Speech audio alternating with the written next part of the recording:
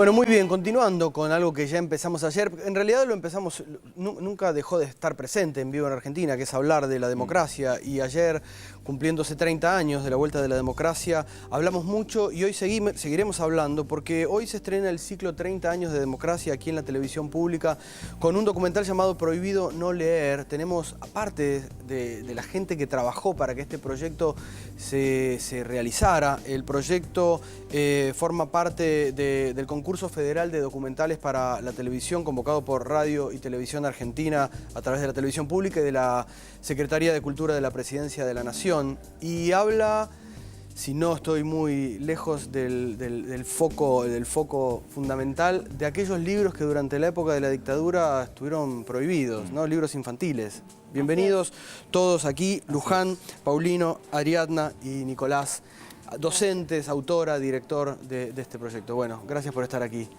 ¿Es algo así como lo que dije? Sí, tal cual. ¿Sí? Sí, yo fui alumna de Paulino, ya por aquellos tiempos tan difíciles, donde estos libros eran prohibidos. Soy un poco representante de todos mis compañeros de la Escuela 70 de Gregorio de la Ferrer, que leyeron estos libros, que leímos juntos, que tengo los dibujos en mis cuadernos, digamos, atesorados. Y bueno, pudimos soñar a través de esos libros igual, a pesar de la censura.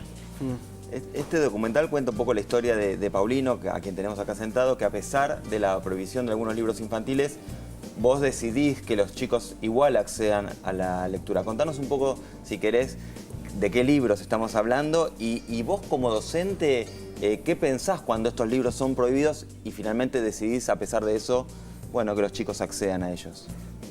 Fundamentalmente es lo que contamos aquí, lo que podemos rememorar, es no solo la historia de un maestro, sino de tantos maestros y maestras y profesores que le dieron voz a esos libros que estaban prohibidos. Quizás los más emblemáticos eran los de Laura, de Betach y de Elsa Bornemann, entre tantos otros cuentistas, poetas, que en realidad teníamos la obligación de dar a conocer. Y esto lo hacíamos seguramente con el apoyo y la solidaridad de las familias de nuestros alumnos y de nuestros compañeros. No había maestros audaces en el medio de la nada. Entre tanta desolación había una solidaridad en nuestro pueblo, en las grietas de la dictadura, que nos permitía a nosotros contar estos cuentos y ser cuidados por la familia de nuestros alumnos, porque las familias sabían que estos maestros que contaban estos cuentos, en algunos casos habíamos estado detenidos, en otros casos, como el propio Hugo Yasky o Mari Sánchez, cambiaban de distrito en distrito hasta que los descubrían y los echaban y podían seguir trabajando. Sin embargo, las familias confiaban en estos maestros, como dice Galeano, con ideas ideológicas, y nos cuidaban y nos respetaban y permitían y confiaban nuestros hijos a la educación que nosotros, con la mayor dignidad posible en esos tiempos, sentíamos que teníamos la obligación de desarrollar en las aulas. Paulino, vos decías recién teníamos la obligación de dar estos libros, sin embargo, era una época muy difícil que incluso podía llegar a costar la vida, sin lugar a dudas, sin exagerar. Digo, vos, a pesar de eso, decidiste hacerlo. Con la ayuda, contabas, de la familia. ¿Qué artilugios, cómo hacías? Porque evidentemente corría riesgo tu vida.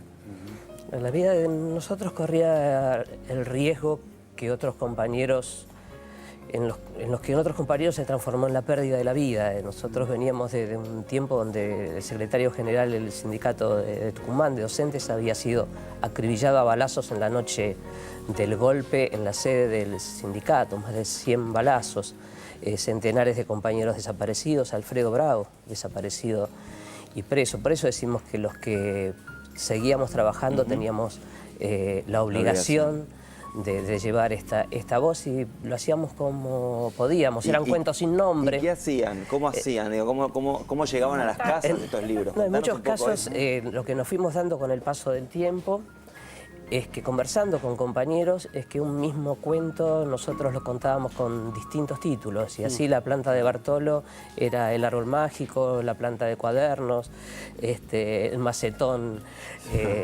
alegre, y lo mismo con, por ejemplo, Un elefante ocupa mucho espacio, que era El elefante Federico en nuestro caso, como así lo contamos, o La rebelión en el circo, aunque ese título era un poco peligroso. Yo quiero preguntar a Ariadna, que vos sos la autora de los guiones de los documentales. Sí, autora de la idea. Sí. Y del guión en conjunto con el director, por supuesto, Nicolás. con documentales. Entonces la pregunta es a los dos un poco, Sí. ¿cómo fue el guionar eso? ¿Fue buscar en esos libros qué era lo que se censuraba? Seguramente se encontraron con censuras inexplicables. Claro, en realidad, primero la convocatoria era amplia, 30 años, un tema, 30 años de democracia. Yo en un momento quise abordar el tema de que hubo otro genocidio muy importante, que fue el genocidio de la cultura. Sí, ¿no? claro. Totalmente. O sea, fue sistemático y hubo un plan detrás. Muchos creíamos que por ahí, qué sé yo, se prohibió un libro por el Cuba electrolítica, qué sé yo. No, se prohibían libros que ayudaban a pensar por ahí. Bueno, primero partimos de ahí. Y queríamos tocar un tema que hablara de los 30 años de democracia. Por supuesto, cae siempre en el tema del episodio del golpe cívico-militar.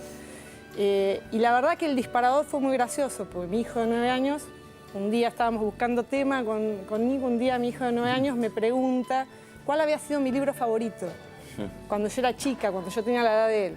Y él tiene 9 años, yo más o menos el golpe del 76, yo tenía esa edad. Y ahí me acordé que, bueno, que uno de los libros favoritos era Un elefante ocupa mucho espacio, que estaba bajo llave, escondido por mi mamá. Era un libro que perteneció a mi hermana mayor. Y ahí, bueno, es como que con Nico dijimos, Recuperaste este la es el memoria, tema. digamos. Y Nico, ¿con qué nos vamos a encontrar encendiendo la televisión pública a partir de hoy, miércoles, a las 22:30? Excelente. Mirá, vamos a ver una historia, es decir, vamos a ver una acción, un acontecer. Y esto es un poco lo que hablábamos con ella, que fue lo que fuimos descubriendo que era la película. Es decir, ella tenía, como decíamos, el tema, aparecía el tema muy claro, pero la idea era, bueno, ¿cómo hacer para que esto tenga una cierta forma de sucederse justamente como una historia? Y ahí fue cuando encontramos a ellos, a estos dos genios que están sentados acá al lado nuestro. Que realmente que les debo todo a ellos, o sea, les debemos todo a ellos porque se brindaron para ser protagonistas, digamos, de esta historia. Y así pudimos, de alguna forma, contar una historia también que tiene que ver con la democracia. Y no solamente contar como claro, el tema, digamos, inmerso en la dictadura, sino también hacer este reencuentro que van a ver a la noche, hoy a las 22:30 en la televisión pública. Van a ver este reencuentro entre un maestro que leía cuentos prohibidos a sus alumnos de la primaria y que se pregunta, y todos nos preguntamos, bueno, estos cuentos, ¿qué significaron para la vida de ellos, ¿no? Y un poco está la respuesta, creo, un poco está en la película. Mientras hablábamos y citábamos el horario en el que va a salir por la televisión pública, 22:30, nos llamaron por teléfono y dijeron 22:50. No 22:30, así que 22:50. A partir de hoy, 30 años de democracia, donde se hablará, entre otras tantas cosas, seguramente, porque no tocará solo esto, los libros infantiles prohibidos durante todos esos años oscurísimos. Gracias por haberlo traído a la luz de A nuevo. ustedes mil gracias. Gracias, muchas gracias por invitarnos. Espero que lo disfruten esta noche. No tengo dudas que así será. Gracias. Muchas gracias.